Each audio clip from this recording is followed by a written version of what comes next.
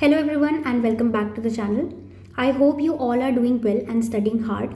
So to add up to your preparation, I am here with the second video of the marathon session for the obstetric subjects. Today we will cover 118 questions from some of the most important topics of the OBS. So let's quickly dive into them. So these are the topics that we will be covering today. So the first topic is pregnancy-induced hypertension or preeclampsia. Now I have subdivided this topic into 2 to 3 further subtopics because n number of questions have been asked from it. So the first subtopic is signs and symptoms, from which 15 questions have been asked. So the first question is, which of the following is the least likely complication of a pregnancy-induced hypertension? See, for the complications of hypertension, renal failure, preeclampsia and HELLP syndromes are okay. But fetal macrosomia is the most important complications from a diabetes mellitus patient or mother with a diabetes mellitus, and not the complication of the preeclampsia or pregnancy-induced hypertension. Now second question is, which is not seen in the pregnancy-induced hypertension? See, first statement itself will give you the answer. The systemic hypertension within 10 weeks. You all might be knowing the basic definition of pregnancy-induced hypertension or preeclampsia is that if it occurs after 20 weeks of gestation. If it occurs before 20 weeks of gestation, it is a known case of hypertension or a chronic hypertensive patient, not the preeclampsia or a pregnancy-induced hypertension. So this is the answer. Apart from it, you can get the excess knowledge from the options, other options given in the question. See, I want you to know this point, that 40% of the diabetes patients have a risk of developing preeclampsia. And if women having diabetes develop preeclampsia, the diabetes may further proceed to complications, like diabetic retinopathy, nephropathy, and these patients also have a high chances of developing thrombocytopenia. Now this I have already told you above, that if it is before 20 weeks, it is chronic hypertension or already a known case and not the gestational hypertension. Now second question, which of the following are the theories of causation of preeclampsia except? See, you all might be knowing that preeclampsia is because of absent vascular remodeling, so because of which the uteroplacental flow will reduce and that will cause preeclampsia, and with that certain factors are affected. So what all factors are affected is the anti-angiogenic factors are increased. So endoglins and SFLT1 are increased. The angiogenic factor like the placental growth factors and vascular endothelial growth factors are reduced. The inflammatory mediators like the thromboxane A2 and the TNF are increased, and because of the endothelial injury, it causes reduction of the vasodilators like the nitric oxide and PGI2. So with this basic information, you can solve the question. So the first statement says the thromboxane A2 is decreased and prostacyclin thromboxane ratio is increased. See, this is increased, but the thromboxane A2 is increased. See, this is an inflammatory mediators. It will increase whenever there is a endothelial injury or whenever the blood supply to the placenta and the fetus will reduce. Second statement, so this is a wrong statement. Second statement is endothelial cell dysfunction leads to reduced nitric oxide levels and this causes clinical presentation of preeclampsia. Correct. Vasoconstrictors leads to ischemia, necrosis and hemorrhage and end organ damage. This is also right. Because of the endothelial dysfunctions, the nitric oxides and other vasodilators will reduce, and also the platelets and all will aggravate and will cause thrombosis resulting into vasoconstriction. Fourth statement is anti-angiogenic factors play an important role and there is an increase, right? So the answer here is first. Now the second question is, the birth weight of a baby is increased by cessation of a smoking. Next question, which of the following is not a component of a triad of a HELLP syndrome? See, the triad of a HELLP syndrome itself comes from the same mnemonic HELP. So you can see H means hemolysis, EL means elevated liver enzymes more than twice of its normal value, and the LP means low platelet count. So see, you can see in the question, see the options were hemolytic anemia, so it will occur in HELP. Elevated serum transaminase, which is a liver enzyme, right? Thrombocytopenia, platelet count low, yes. But electrolyte abnormality has no association with HELLP syndrome. So this is absolutely right. Wrong statement. Now next question, which of what is the level of proteinuria to diagnose severe preeclampsia? See, you all might be knowing, the various definitions. What is gestation hypertension? What is preeclampsia? What is preeclampsia with severe feature, impending, and eclampsia? So, to further clarify it, severe eclampsia there are two features. Apart from the hypertensive levels, associated proteinuria and associated end organ failure. So, proteinuria criteria will in the preeclampsia with severe features will include if there is a dipstick of +2, 24-hour urinary protein contain more than 0.3 grams of proteins, and protein is to creatinine urine ratio is more than 0.3. So with this we can solve this question that severe preeclampsia the level will be 300 milligrams or 0.3 grams. So the next question is, all the following indicate superimposed preeclampsia in a pregnant female of chronic hypertension. So this question was asked twice, and then later on recently also this question is repeated. So the first statement is the new onset proteinuria. Yes, this is right. Platelet count less than 75. Actually it is less than 1 lakh, but this is a right statement because it is below 1 lakh. Increase in the systolic blood pressure or by 30 or diastolic by 15. This is a wrong statement. There is no such indication. The only thing they say that a superimposed preeclampsia is when your levels are more than 140 by 100. And fresh retinal hypertensive changes. Definitely this indicates an end organ failure.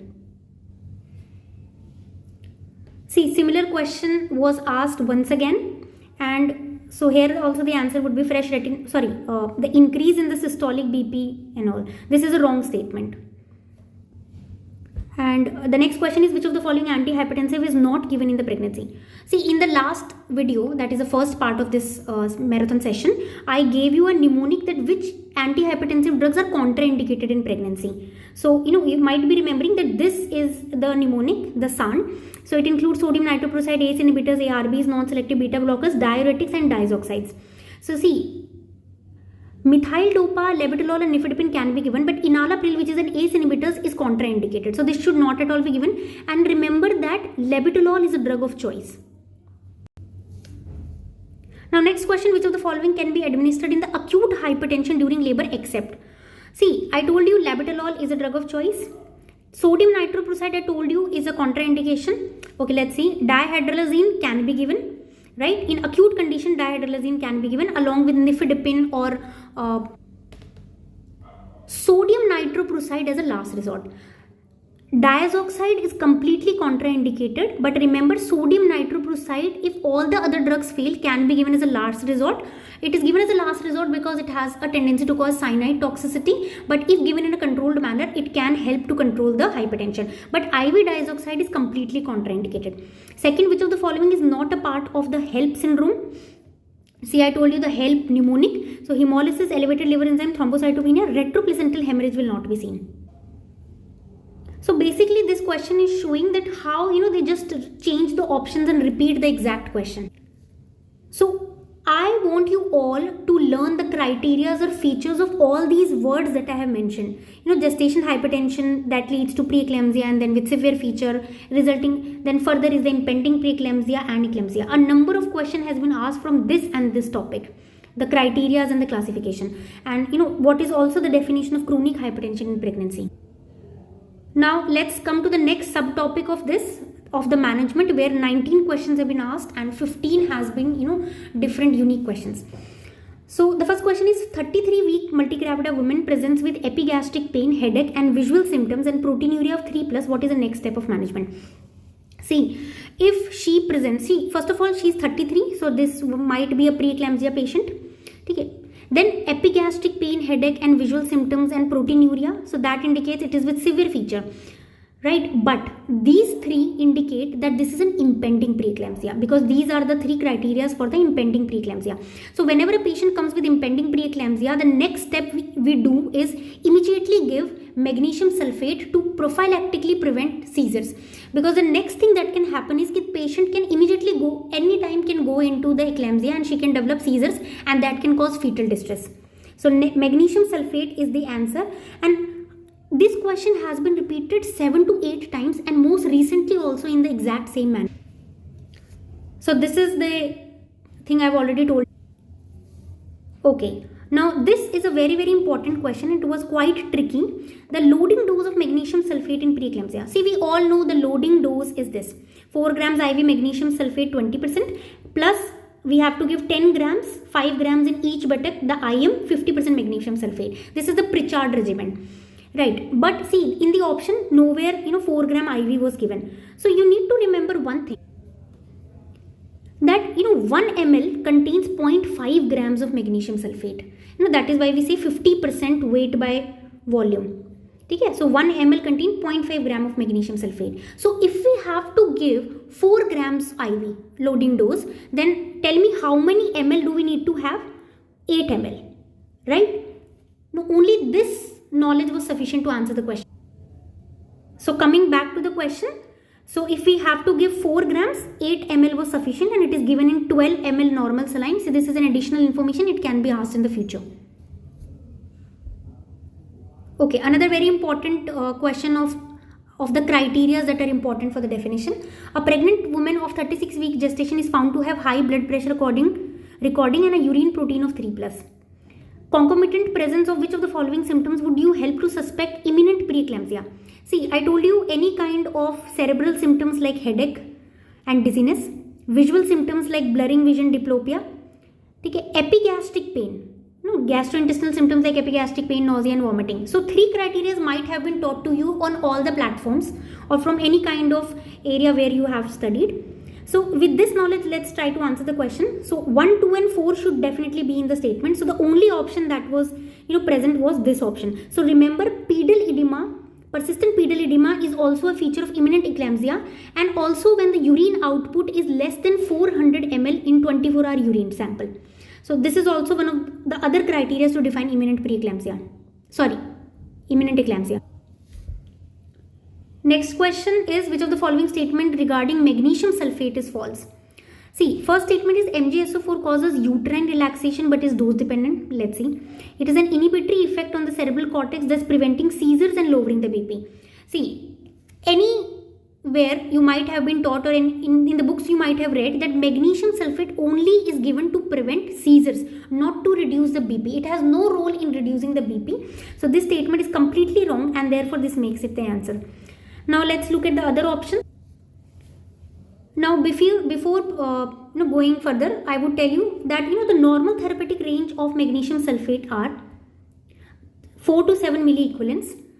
So the first sign of toxicity is basically the loss of patellar reflex, which occurs at 7 to 10. Respiratory arrest occurs at 12.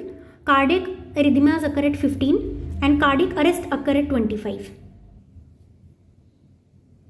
And also there are some other functions of magnesium sulfate. These are cerebral vasodilation, uterine artery vasodilation.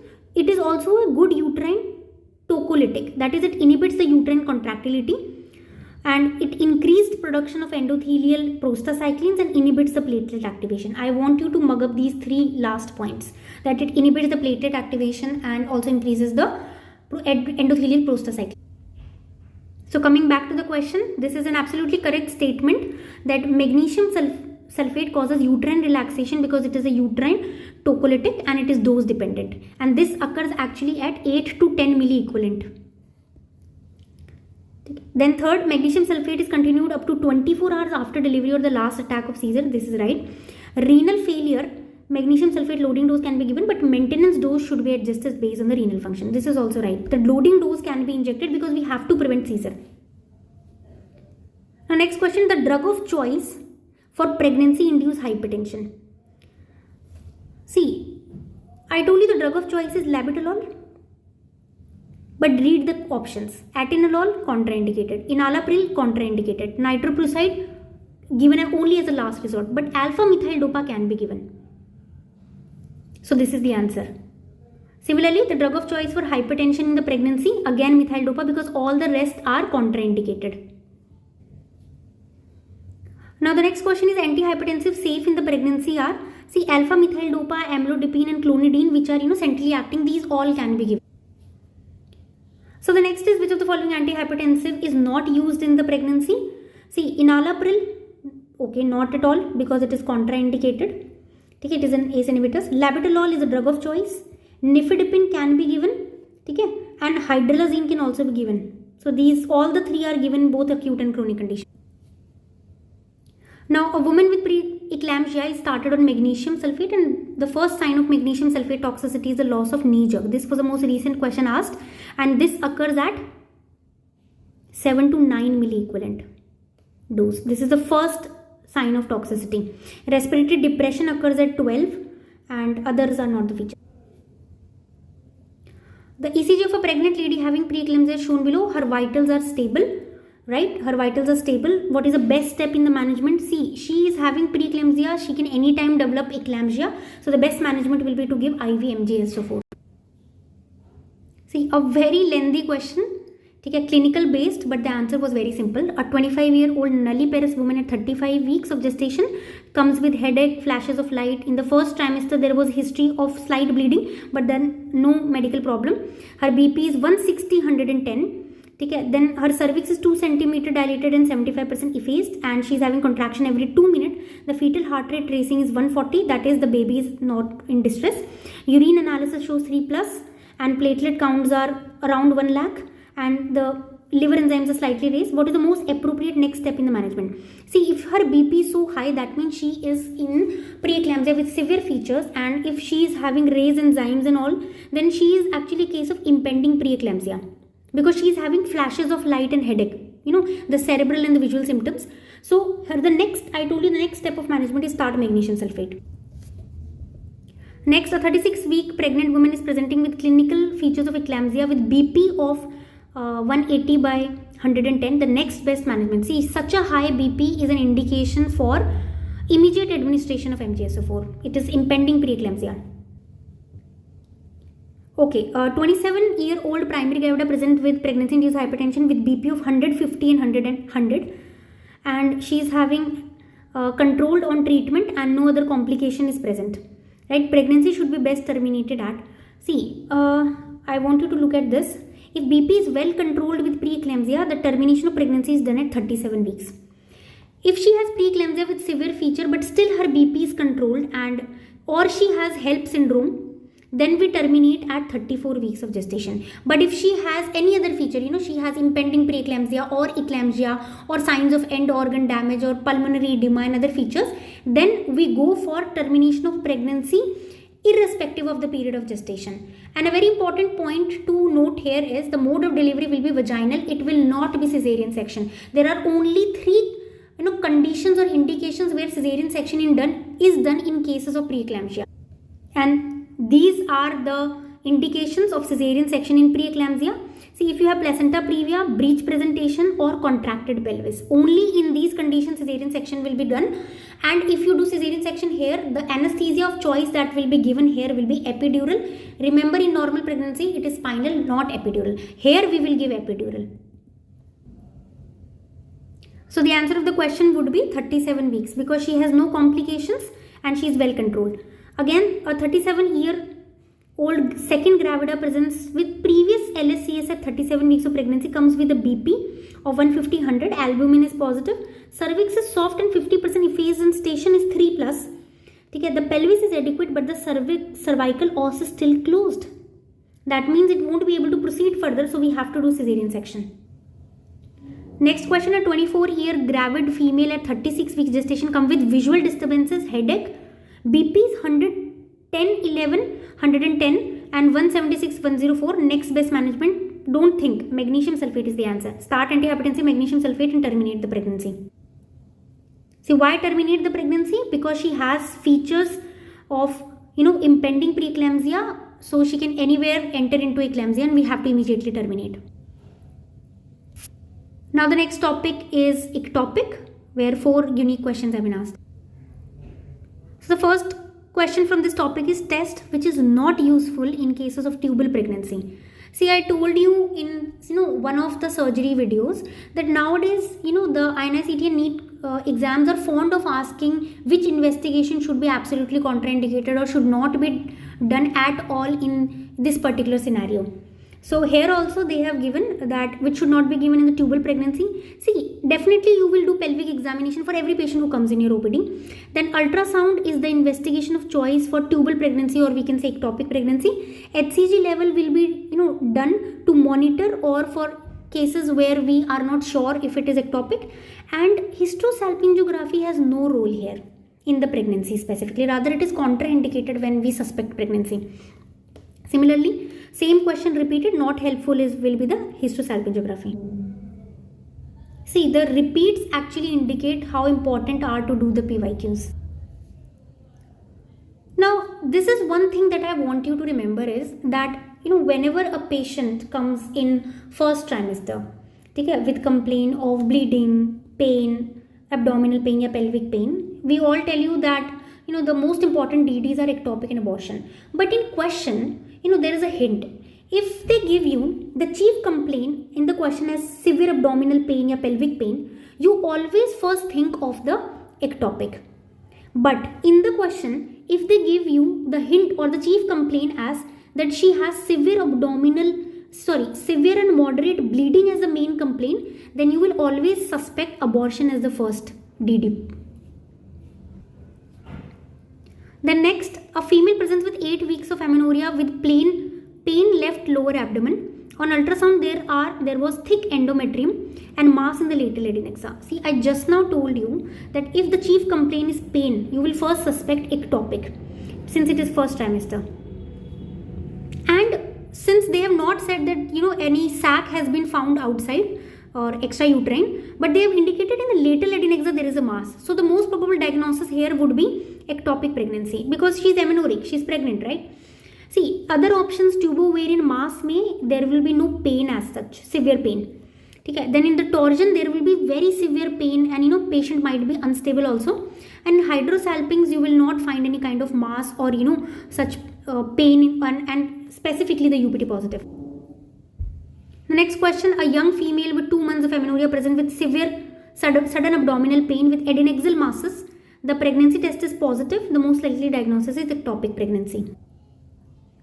So the next topic is management of the ectopic, from which 27 questions have been asked. So this is the most important part among the ectopic pregnancy. See, the first question is 20 years old woman presents with BP of 70/40 and pulse rate 120. That means she is in kind of shock and a positive urine pregnancy test. So see, if you suspect, you don't know what the patient is. So if a pregnant woman who is unstable comes to you, the first and foremost thing you are going to do is resuscitate the patient first and then catheterize the patient and check for the UPT if she is positive or not. Okay. Then next thing, you will look for the localizing signs, like tenderness or any other features of peritonitis. So if they are present, the tenderness or localized pain is there, so that means peritonitis might have occurred then, and plus the vitals are also unstable, then you will immediately go for the laparotomy. But if the localizing signs of peritonitis are not present but still her vitals are unstable, then you will do the next step as fast. So look at the question back. She will be managed by immediate laparotomy. Why? Because she is in shock. Next question, a drug indicated in ectopic pregnancy. See, in ectopic pregnancy, the drug of choice in the medical management is methotrexate. Other drugs that can be given is actinomycin D and potassium chloride. Next, medical treatment of ectopic pregnancy is contraindicated in. See, these are the 5 conditions where medical management is contraindicated, or we can say the surgical management is indicated. So if it is a ruptured ectopic, right, if the HCG levels are more than 5,000 international units, if the cardiac activity is present, the sac is more than 4 centimeters, and she is planning for IVF. So in these conditions, right, the medical management will be contraindicated. So see, the answer will be presence of fetal heart rate. Fetal death in ectopic pregnancy is mainly because of vascular accident, ischemia. The woman presents with a history of 6 weeks amenorrhea, USG no sac, serum beta HCG shows 1000 international units per liter. Further management. I hope you all might be remembering that whenever a case of ectopic pregnancy is there, first thing we do is we check if she is pregnant, UPT. Then the investigation of choice is ultrasound, the TVS, and if in the you can see the extra gestational sac with yolk sac and embryo, then it is definitive ectopic. But if there are signs of suggestive, like the tubal ring sign, or you cannot see any extra gestational sac, and plus the intrauterine sac is also absent, then the next step you will do is serum ultra, HCG. So if the value is more than 2000 international unit, it is treated as ectopic, short case of ectopic. But if the value is less than 2000, so still now you can suspect anything, ectopic or intrauterine pregnancy or abortion. So you will repeat within 48 hours the serum HCG levels.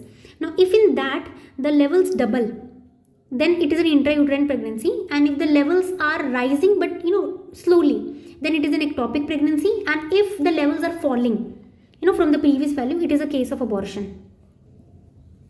So coming back to the question, see here the HCG levels are 1000 international units, right? So we have to repeat the HCG level till the values come equal to the discriminatory value. So we will repeat after 48 hours. The most sensitive test for ectopic, sensitive also means investigation of choice. So that is transvaginal ultrasonography. The question was repeated.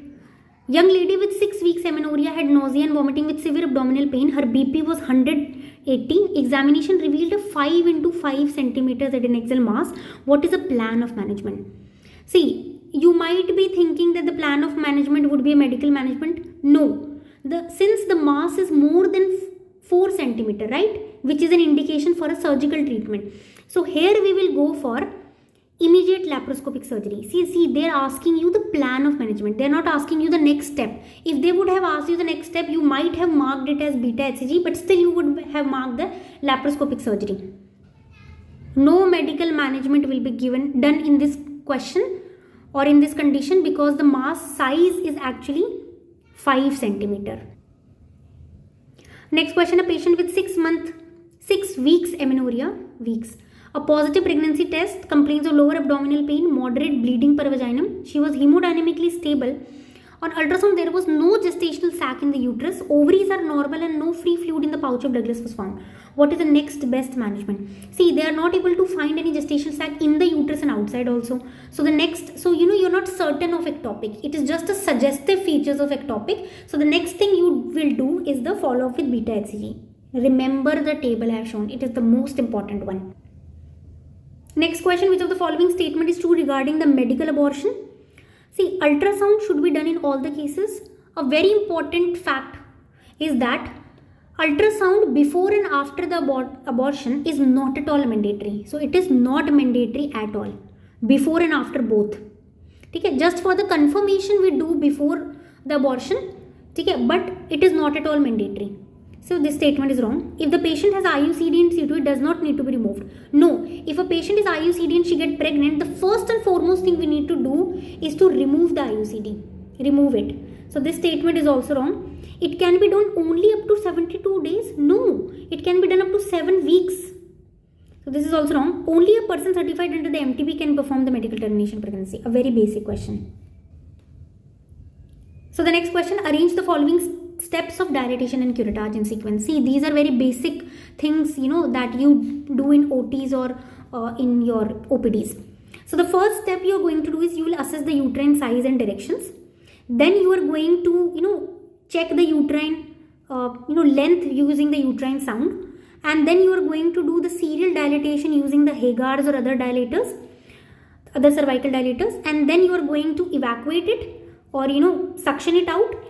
Here you will evacuate it out, and then you will check for the completion with the curettage, and this curettage will be blunt. And remember, the dilatation and curettage is also the treatment for molar pregnancy along with the abortions of the second trimester. Okay, and here in the molar pregnancy, the curettage you will use will be the sharp one, but in the abortions it will be the blunt one. So the answer is 4312. Next question, all the following can be used in the first trimester medical termination of pregnancy, except. See, in the first trimester up to 7 weeks, you can use the drugs like mifepristone and misoprostol. You can use dilatation and curettage, though it is mostly preferred in the second. The surgical treatment of choice for the first is suction and evacuation. You can also use manual vacuum aspiration, but you will not at all use extra-amniotic instillation of ethacridine lactate. This is the surgical management for the second trimester. These are all can be used in the first trimester, but this should not at all be used in the first. Now, another very important and favorite topic under the abortion sections of the INI-CET exam and now also in the NEET is the recurrent pregnancy loss. A number of questions has been asked specifically in the recent time from this topic. So revise this as your priority. The investigation required in the case of recurrent pregnancy abortions are, see, recurrent pregnancy losses are if any pregnancy loss occurs before 20 weeks and more than or equal to 3 pregnancy loss have occurred. See, I hope you all might be knowing the causes of recurrent pregnancy loss, where the foremost cause is the endocrinal causes, and in the endocrinal causes, the causes can be diabetes mellitus, PCOS, hypothyroidism and hyperprolactinemia. So if you suspect uncontrolled diabetes, the basic test you will do is blood sugar assessment. For PCOS, you will go for the androgen and the LH levels. For hypothyroidism, you will suspect thyroid function test, and for hyperprolactinemia, the serum prolactin levels. The second cause is uterine abnormalities, for which definitely you will go for the ultrasound or hysteroscopy and other tests. Then third is the APLA, for which antibodies will be detected, and for chromosomal abnormalities, which is only account for only 1% of the causes, you will do karyotyping. And also one more point to remember is what are not at all the causes for recurrent pregnancy losses are two. If any kind of infection, including syphilis or torch and hyperthyroidism. These are not at all the reasons for recurrent pregnancy loss. So we will not mark these options if they are asked in the question.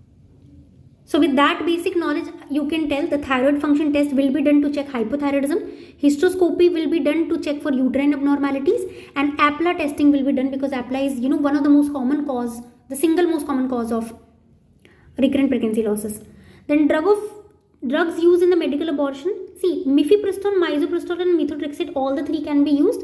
See, you can either use mifepristone alone, or you can use miso plus mifepristone, or you can use miso plus methotrexate, or you can also use miso plus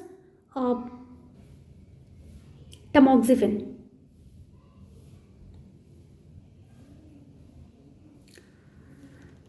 A woman with recurrent abortions and isolated prolonged APTT is most likely associated with, say, lupus anticoagulant. Antibodies are formed against the lupus anticoagulants. Next question, a woman with 20 weeks of pregnancy presents with bleeding per vaginum. I told you if it is up to 20 weeks and if it is bleeding per vaginum, first suspect abortion. Not ectopic. Ectopic maybe bleeding can occur, but first you suspect abortion. On speculum examination, the os is open, but no products have come out. See, you might all know that when the os is open, there are only two types of abortions that might be present: inevitable or incomplete, right? So but in inevitable, product of conceptions are not at all present in the vagina, rather the cardiac activity may or may not be present. But in the incomplete one, the product of conception, some might be present in the vagina. Okay, so the answer, since there are no products, so it will be inevitable abortion. So, these type of questions are more asked in the NEET exam. Only 1 or 2 was asked in INI-CET and way back. So, this is more important for, the types of abortion for the NEET exam. Now, next question, a G600 lady with history of recurrent missed abortions at 16 to 14 weeks comes to you with a missed abortion at 12 weeks.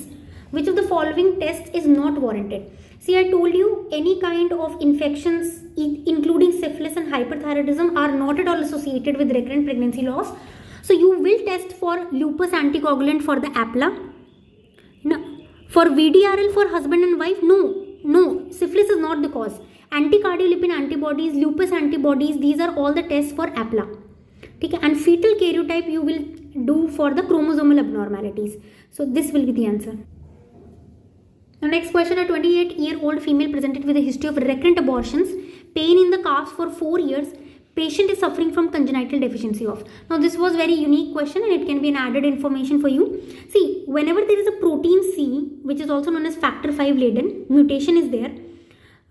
This actually causes, this protein C is actually a natural inhibitor of coagulation. So if this is inhibited, coagulation will increase and that will result into thrombosis. So that thrombosis can present as DVT or calf pains, right? So this congenital deficiency will be of protein C, a factor 5 latent. Next question is 25-year-old female presented with a history of recurrent abortion. The most relevant investigation to identify the causes. See, endocrinal is one of the most common, cause of recurrent pregnancy loss. But this is, a group of abnormalities. But among the single one, APLA is the most common cause. And the investigation of choice for APLA is to test the antibodies presence against cardiolipin or lupus through the dilute Russell Viper Genome test. Go through your notes to, identify the criteria, the clinical and the lab criteria for the APLA, because these are asked in the NEET exam. Antiphospholipid syndrome is associated with all except.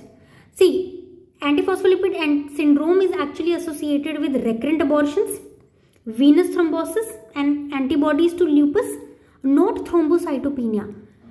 Sorry, pancytopenia. It can be associated with thrombocytopenia but not pancytopenia. Remember this. And there is a term known as Evans syndrome.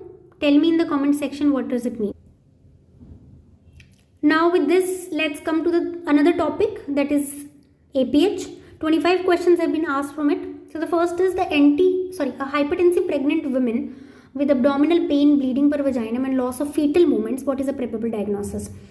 See, if there is a history of hypertension and there is a bleeding per vaginum and loss of fetal movement, this is the most important etiological factor for abruptio placenta. So the most probable diagnosis among the given options is abruptio placenta. And remember that abruptio placenta presents with dark painful bleeding, tender uterus, enlarged uterus and uterine contractions. Second question is antepartum hemorrhage due to abruption shows all except. See, it will show, I just now told you, it will show uterine tenderness, right? It will show frequent contractions, moderate vaginal bleeding, it is moderate vaginal bleeding, but painless, no, painful vaginal bleeding. I just now told you. Okay, so painless vaginal bleeding is the wrong answer. And I hope you might be knowing these gradings of abruptio placenta, where the patient might present with fetal distress and shock also and raised BP also. And these are the major: vaginal bleeding, uterine tenderness, fetal heart rate distress and shock might also. Now the next question is, which of the following is seen in placenta previa? See, placenta previa is when the placenta is placed too low into the lower uterine segment that it partially or completely covers the cervical os. So, one of the most important here would be the warning bleed. See, uterine tenderness, dark painful bleeding and increased large uterus, these are all the features of placenta, abruptio placenta, right? But warning bleeding might be seen in placenta previa. Now next question, a 20-year-old primary gravida present with painless APH at 38 weeks of gestation. On examination, uterus is soft, non-tender and head is engaged. The appropriate management will be, so you will take the patient to the OT and do the pelvic examination. Now a 20-year-old primary gravida present with painless APH at 38 weeks of gestation, uterus is soft and all this. See, this is mostly a case of painless, placenta previa. Since it might be covering completely the os, so the patient might not be able to deliver vaginally, so we have to take her into the OT now. Now next question is, conservative management is contraindicated in the case of placenta previa in situations like evidence of fetal distress, fetal malformations or women in the labor. A woman with placenta previa delivered a baby. She has excessive bleeding and shock. Most likely complications after resuscitation is loss of menstruation. Now this question was asked 4 to 5 times. Exactly same. See, this is the question. Next question is, test differentiating the maternal and the fetal blood cells will be APT test. Now there is one more test which will help to identify the fetal blood cells or the fetal blood, but the APT test will help in differentiating between the two. Now some one-liners. Causes of DIC in the pregnancy can be abruptio placenta, amniotic fluid embolism and intrauterine death. See, the emboli can actually go and cause DIC in such cases. True about vasa previa is, incidence is only 1 to 1500 and it is associated with low-lying placenta and cesarean section is indicated, because the os is covered, so vaginal delivery might not be possible. A woman with placenta previa delivered a baby. She had excessive bleeding and shock, most likely complication after resuscitation. See, repeat question, loss of menstruation. See, such questions can be asked in the recent time, because I showed you in the last video how questions from 2004-5 have been asked in 15-16, and how questions of 2009-10 were asked recently. A woman with placenta previa delivered a baby. She had excessive bleeding and shock, and again the most common complication after resuscitation would be loss of menstruation. Now another liner, classification of abruptio placenta is known as Page's and Shade classification. See, this question was repeated. Fetal and maternal blood differentiation in a specimen is done by APT test.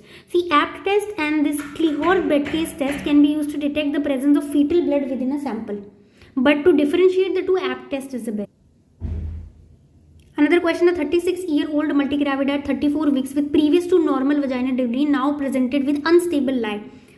See, for an unstable lie, your presentation part is not fixed and it keeps moving.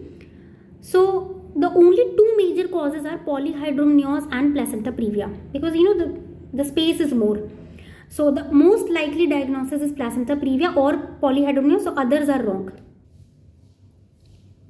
Now the next topic is polyhydramnios, from which two questions have been asked.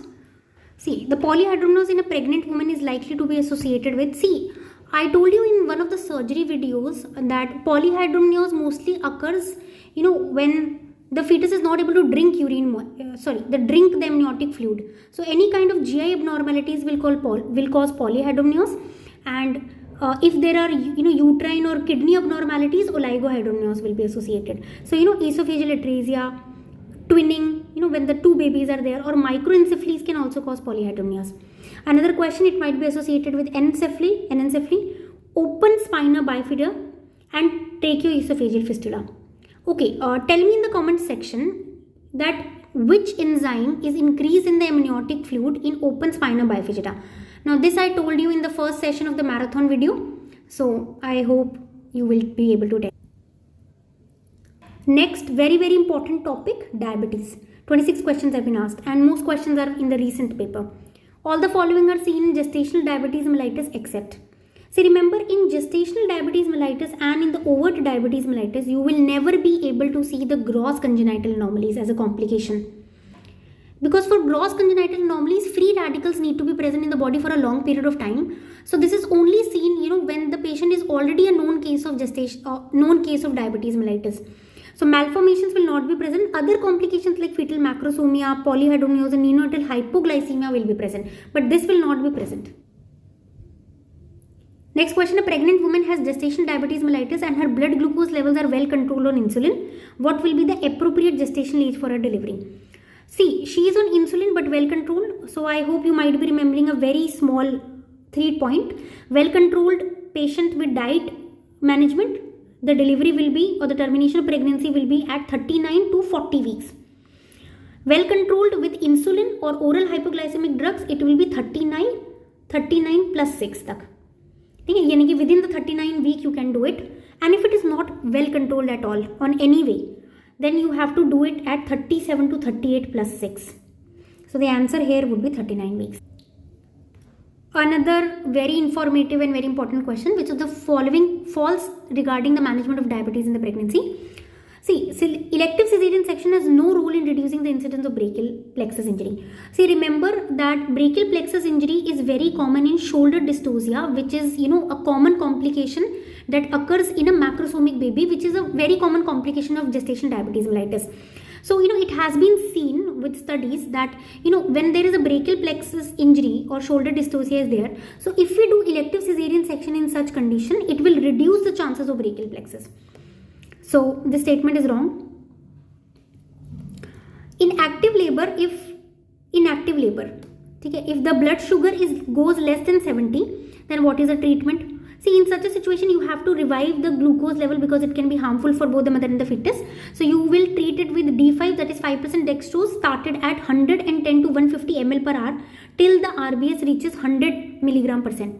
So this is a right statement. In a patient being planned for induction of labor, night dose of intermediate insulin is given as planned and the morning dose is withheld.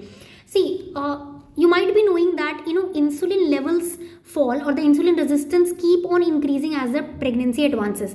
But at the time of active labor, this insulin levels do not fall much, and they increase a bit.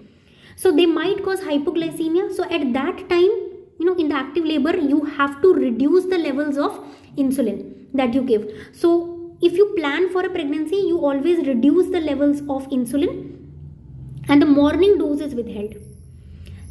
Fourth statement, the capillary blood glucose monitoring levels are kept at fasting. Okay, so whenever you are giving insulin to the patient, you have to monitor the levels of it. So that you do by 3 tests. Fasting should be 95, 1 hour should be 140, and 2 hours should be 120. Now this question was repeated way back in 2002-3 also in the NICT paper, in the AIMS paper basically. So answer here would be this. So elective cesarean section is actually shown to have reduced incidence of brachial plexus injury.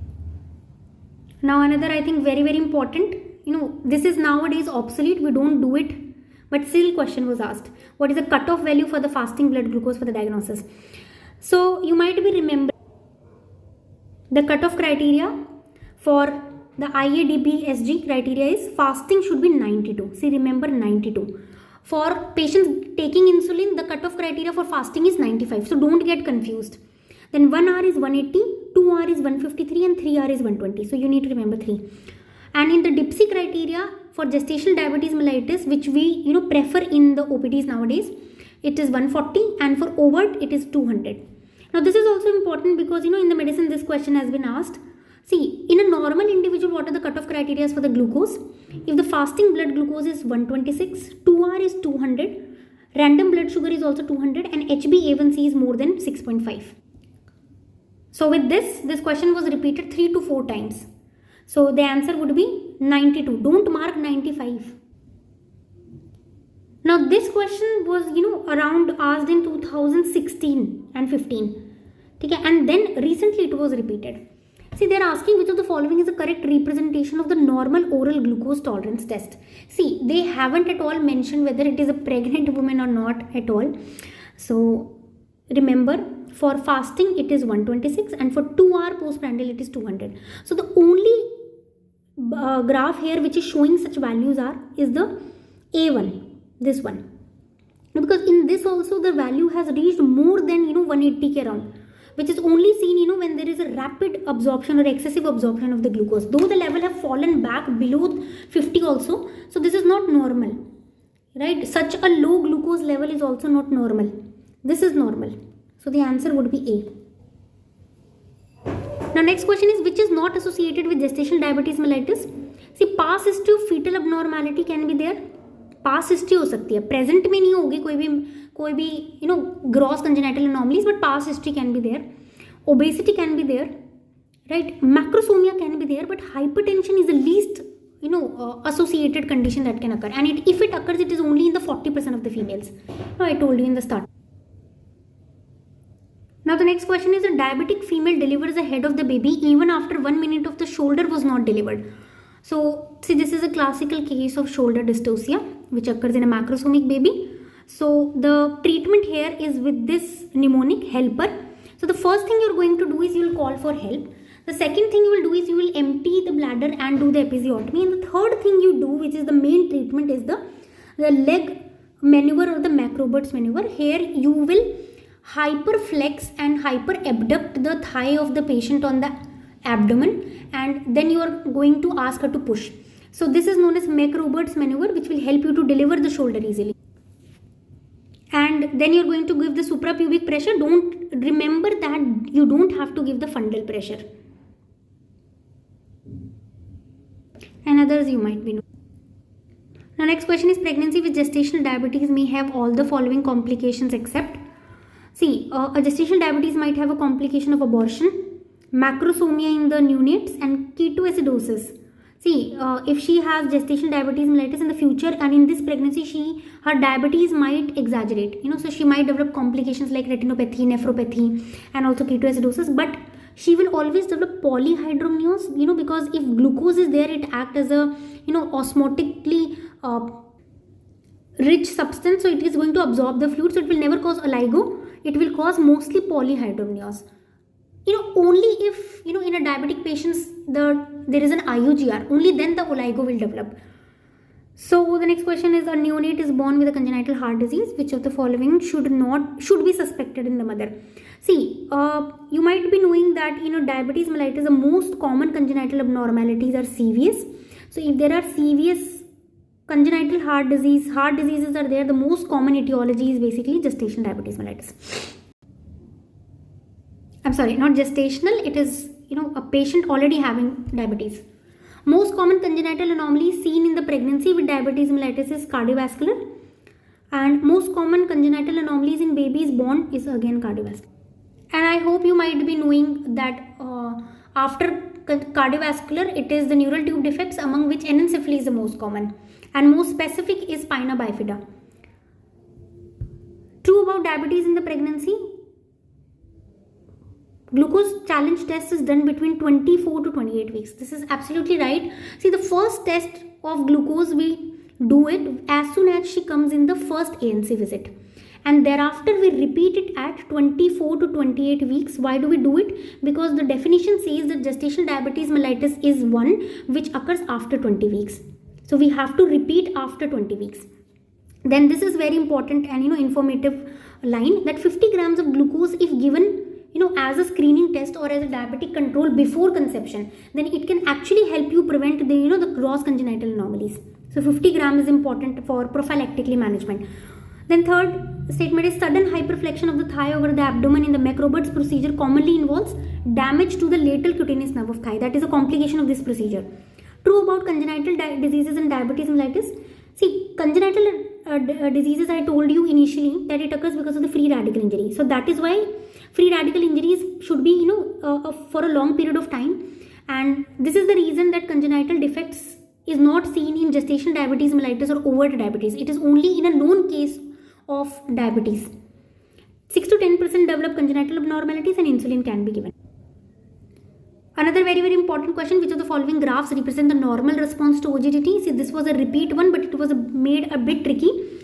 See, in a normal response to OGTT, never it crosses the renal threshold. So only graph which is showing here is a D1, and this is the answer.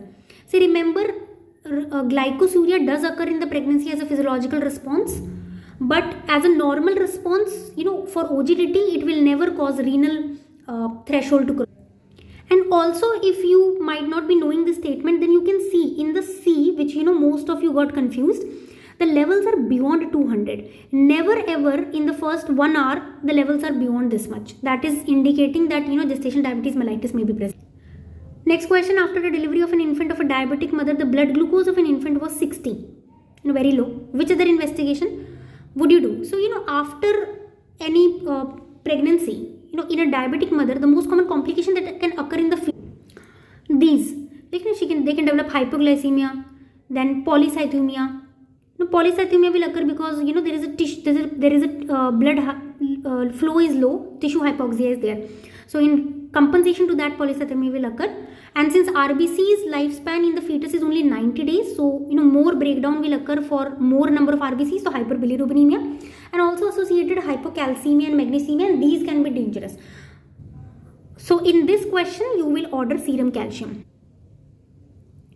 Now, which of the most common congenital abnormalities in a baby of a diabetic mother? Cardiovascular diseases, and among which the most common is ventricular septal defect.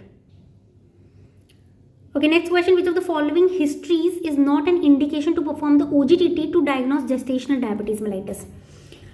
See, if a patient has gestational diabetes mellitus, I told you that only 40% of the females develop preeclampsia. So here the answer would be past history of eclampsia. This is not an etiological factor for gestational diabetes. Past history of congenital anomalies can indicate that she might have gestational diabetes, she might have diabetes mellitus in the pregnancy, or a past history of unexplained fetal loss, right? Abortions history, because the cause can be the complication of diabetes. Past history of polyhydramnios is also one of the complication of this. So they wanted to ask what are the complications of diabetes mellitus. So one of the ruling out option is eclampsia. Okay, so in the previous video, there is a there was an error that I did. So this was a question, identify the fetal position. So the correct answer is that this is an occipito anterior position. You know, see, the occiput is of the baby is actually facing towards the pubic symphysis of the mother. So this is an occipito anterior. See, this is an occipito posterior position where the occiput is facing towards the sacrum or towards the coccyx. So this is occipito posterior and that is occipito anterior. Now with this we have completed some of the most important topics of OBS, and in the next video also I will be covering rest of the topics, and with this we will be finishing the obstetrics section of the marathon video. Till then, keep like, share and subscribe the videos and study hard. Bye.